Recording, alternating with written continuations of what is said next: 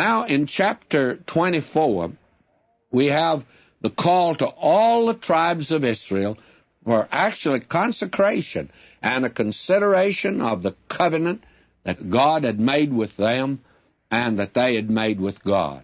Now notice verse 1, "And Joshua gathered all the tribes of Israel to Shechem, and called for the elders of Israel, and for their heads, and for their judges, for their officers, and they presented themselves before God.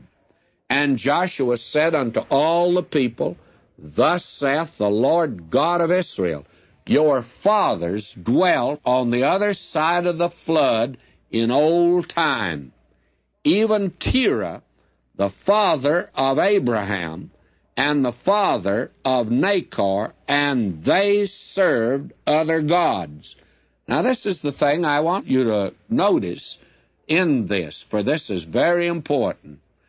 Verse 14, "Now therefore fear the Lord, and serve him in sincerity and in truth, and put away the gods which your fathers served on the other side of the flood and in Egypt, and serve ye the Lord." Now, this reveals something that we didn't actually know before. We may have suspected it, but we didn't know it. When God called Abraham out of Ur of the Chaldees, and that's on the other side of the Jordan River, the other side of the flood. Actually, the word Hebrew means the man from the other side. And Abraham came from over there into this land.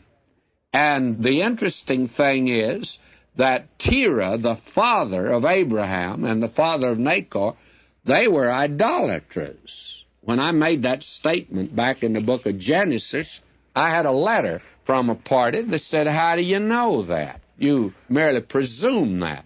Well, frankly, I didn't presume it. I knew this was coming later on, that this would be made perfectly clear to us, that this man Terah, the father of Abraham, was an idolater. Now, this is something that I think that we need to know. Why did God choose Abraham? Why did God make a nation out of Abraham? Why did God move in this direction? Well, let's look at something that maybe we haven't looked at before. After the Tower of Babel, man totally departed from the Lord. Just not some people. When you read the account of the Tower of Babel, actually there was a total apostasy. No one served God, not even Terah, the father of Abraham. They were scattered, and they went out in every direction.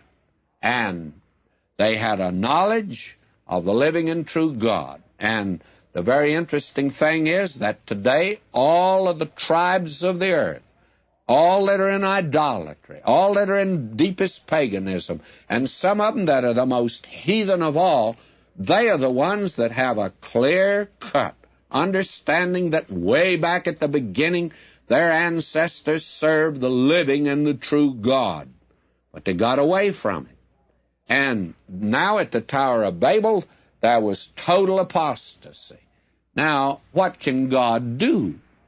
Well, he's God. He can do most anything, of course. But what can he do that'll be consistent with his person, his attributes, and with his character?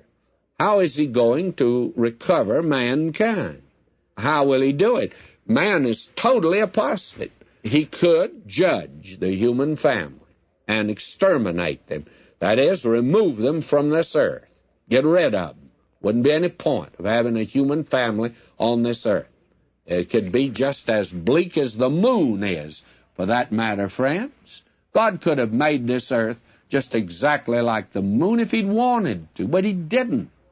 And now, if he's going to recover mankind, he's got to get into mankind some way. So what did he do? When he called Abraham, he said to Abraham, "I want you to get away." Now, apparently, here is a man who had the knowledge of the living and true God and had a desire in his heart to know the living and true God. And there in Ur of the Chaldees, God said to him, "Abraham, get out from your people. Now we know why, don't we? Why did he say, get away from your relatives, get away from Terah? Why? Why, Terah is an idolater, and he's worshiping heathen gods. Therefore, God says to him, get away from all of that. Now, God called Abraham aside in order that through Abraham, God might deal with this man, make a nation, and through that nation, bring into the world the Messiah. Now, he didn't do it in that land. He had to make him a nation down in the brickyards of Egypt. Friends, if he's going to do anything for you and me, it's going to be in the fires. I just don't believe, friends, that he can use a mollycoddle raised in our contemporary culture today and in our contemporary churches today. We have the most sickening group of saints in the average church. Why, they do not know what it is to be loyal and true to God. They don't know what it is to stand for Him. Why, they go off in every direction. Why, a Bible-taught church in a few months can depart from it and be putting on programs that they wouldn't have heard of years ago. Why? Because the human heart is like that. Now, Joshua here gives a warning. He says now, God, on the other side of the flood, He called our fathers. They were idolaters over there, and God called us to get us away from idolatry. The first commandment Moses gave, thou shalt have no other gods before me. And the second, thou shalt not make any likeness of anything. Now they've come into a land where everything is idolatry. And they didn't get rid of all the people in that land, and they are a real danger. And Joshua now is calling these people to a dedication, a real consecration, that is, a turning their life completely over to God because they can't even trust themselves. This, my friend, is something that's